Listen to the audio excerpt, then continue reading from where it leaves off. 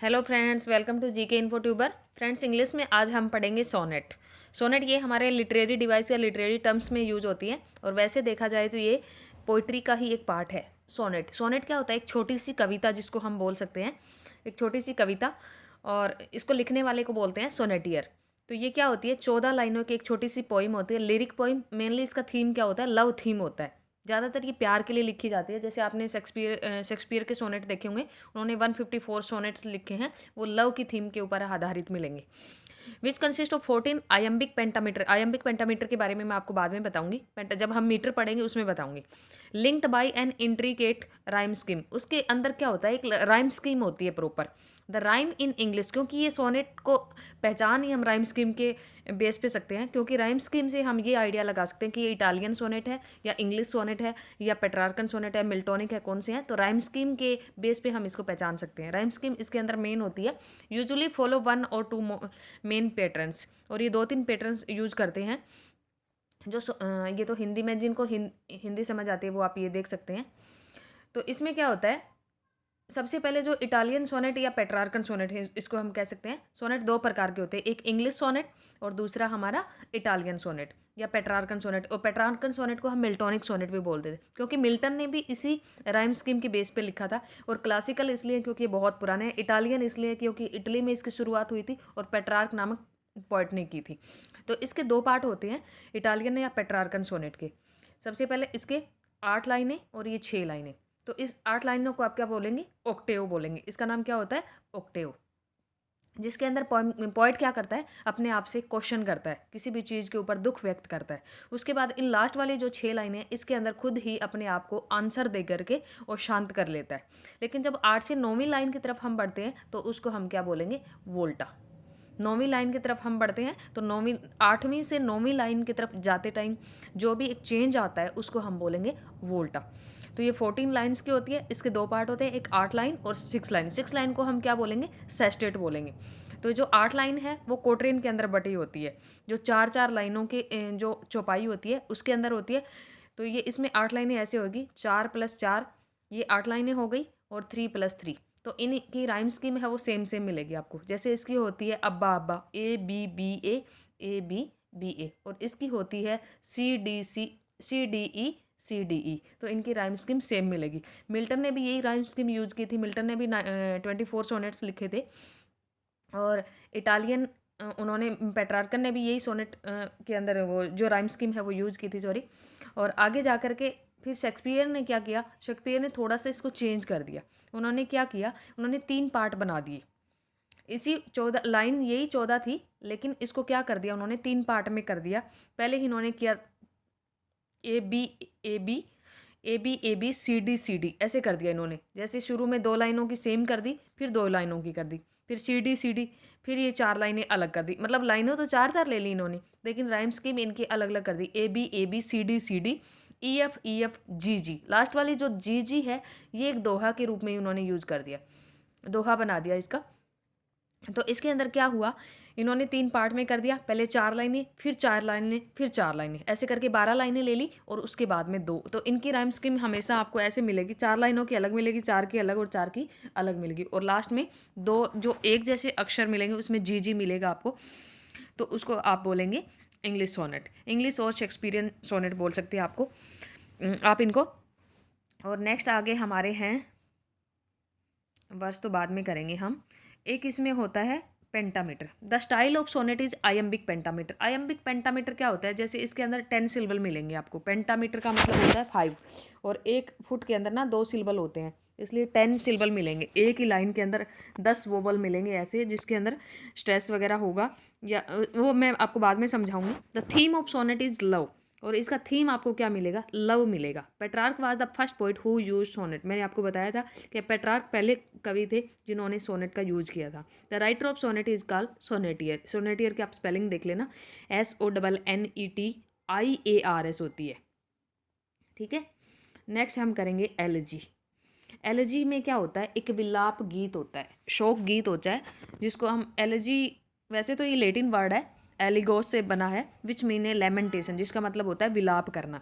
Elegy is a formal and sustained poem of lament for the death of a particular person. किसी आदमी की मृत्यु के ऊपर जब कोई दूसरा लिख देता है कुछ भी अपने विचार प्रकट करने के लिए, अपना दुख प्रकट करने के लिए, तो उसको आप क्या बोलेंगे, उसी क्रिएशन को आप एलेजी बोलेंगे। क्या बोलेंगे, एलेजी बोलेंगे। जब कोई आदमी मर जाता है, मान लिया कोई पोइट है, दूसरा पोइट मर गया, जैसे कीट्स के ऊपर लिखी थी उन्होंने, पीबी शैली ने लिखी थी कीट्स के ऊपर, तो उन्होंने क्या किया, अपना एक दुख प्रकट किया। जो कीट्स की डेथ के ऊपर उनको एक दुख प्रकट हुआ, जो एक शौक लगा, उसके ऊपर उन्होंने एक लिखी मतलब क्या है, एक पोएम लिखी एक प्रकार से, लेकिन उस पोएम को पोएम नहीं बोलेंगे, हम एलेजी बोलेंगे, क्योंकि उसके अंदर दुख प्रकट किया गया है उन्होंने। तो उसकी मृत्यु के ऊपर एक दुख जारी करने वाली कविता लगा लो, दुख भरी कविता, उसको हम बोलेंगे एलेजी। अब एलएसजी के अंदर कुछ विशेषताएं होती हैं, और वो क्या क्या होती है। It is a type of lyric and focus on expressing emotions of और thoughts.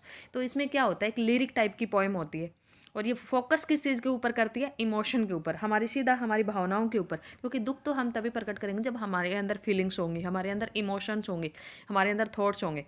It uses formal language and structure, और इसके अंदर लैंग्वेज क्या होगी, फॉर्मल होगी। बिल्कुल ये नहीं है कि इनफॉर्मल में आप कुछ भी लिख दोगे, अगर आप दुख प्रकट कर रहे हो तो आप इनफॉर्मल लैंग्वेज यूज़ कर देंगे, नहीं, ऐसा नहीं होगा। ये होती है एक पोएम की तरह, लेकिन उसमें दुख के वर्ड होते हैं। It may mourn the passing of life and beauty और someone dear to the speaker. और ये मौन का मतलब होता है विलाप करना, पासिंग ऑफ लाइफ, जो कोई मर गया है उसकी लाइफ के बारे में, उसके मरने के बाद उसके ऊपर दुख प्रकट होता है, या उसकी ब्यूटी के बारे में, और someone dear to the speaker, या किसी का कोई बहुत नज़दीकी होता है तो वो भी उसके लिए लिख सकता है। इट में explore question about nature of life and death और इमोर्टेलिटी सॉल्व। तो ये हमेशा क्वेश्चन भी इसमें करता है, नेचर ऑफ लाइफ कि लाइफ का क्या नेचर है, डेथ का रीजन या जो भी है, इमोर्टेलिटी सॉल्व होती है, उन सब के बारे में इसमें क्वेश्चन वगैरह होते हैं। इट में express the speakers anger about death, death के बारे में गुस्सा भी दिखाता है वो, क्योंकि उसको गुस्सा तो आएगा जब उसका कोई नियर डियर की डेथ हो जाएगी तो। And elegy is a poem of serious reflection, ये सीरियस होती है, स्पेशली वन मॉर्निंग। मॉर्निंग का मतलब होता है विलाप करना, the loss of someone who died, जो मर गया उसके बारे में विलाप करते हुए। Elegies are defined by their subject matter and don't have to follow any specific form in terms of metre, rhyme और स्ट्रक्चर। इसको सिर्फ और सिर्फ हम इस तौर के ऊपर पहचान सकते हैं कि इसके अंदर दुख भरी बातें मिलेंगी आपको। सिर्फ राइम, मीटर और स्ट्रक्चर देख करके हम ये नहीं बोल सकते, लेकिन हम इसको सब्जेक्ट मैटर के बेस के ऊपर पहचान सकते हैं, उसको डिफाइन कर सकते हैं। तो ये आपकी हुई एलेजी। नेक्स्ट हमारी है तीसरा, शॉर्ट स्टोरी। शॉर्ट स्टोरी क्या होती है, पढ़ने में तो हमें बहुत ईजी सी लगती है, शॉर्ट स्टोरी है, शॉर्ट स्टोरी हम डेली रूटीन में पढ़ते भी हैं, लेकिन इसका मतलब क्या है short story. Short story tend to be less complex than novel, novel से थोड़ी सी छोटी होती है, कॉम्प्लेक्स कम होती है। नॉवल कई बार कॉम्प्लेक्स हो जाता है, हमें समझ आना मुश्किल हो जाता है, इतना बड़ा होता है, लेकिन शॉर्ट स्टोरी है वो थोड़ी सी कम कॉम्प्लेक्स होती है। Usually a short story will focus on only one incident, short story के अंदर एक इंसिडेंट मिलेगा आपको mostly, has a single plot, एक छोटा सा ही प्लॉट मिलेगा, और सिंगल सेटिंग, और एक छोटी सी सेटिंग मिलेगी उसकी, लिमिटेड नंबर ऑफ करेक्टर्स, थोड़े से करेक्टर्स होंगे उसके अंदर, एंड कवर से शॉर्ट पीरियड ऑफ टाइम, और हम एक सीटिंग में उसको पढ़ सकते हैं।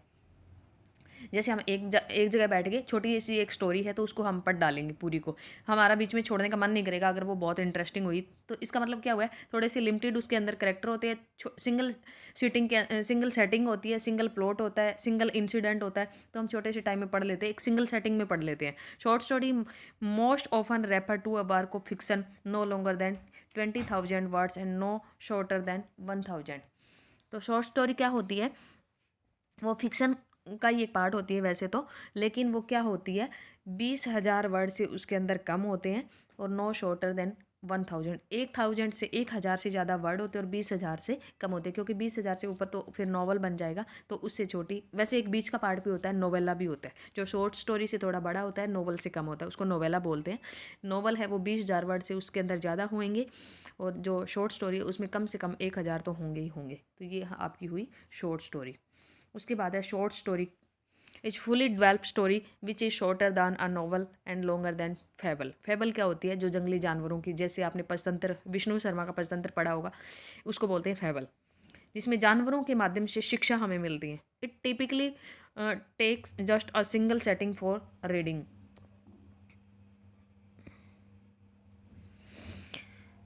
ये क्या करती है, एक सिंगल सेटिंग होती है, तो उसमें हम रीड कर सकते हैं। It usually deals with only a few character short story is usually concerned with the single effect convert in only one of few significant episodes or scene। और ये क्या करती है, कुछ एक करेक्टर होते हैं इसके अंदर, और ये क्या करते हैं, concern with the single effect convert in only one of few significant. उसमें कुछ एक सीन होते हैं, कुछ एक एपिसोड होते हैं, तो ऐसी चीज़ें होती हैं जो इफेक्ट कन्वर्ट करती है।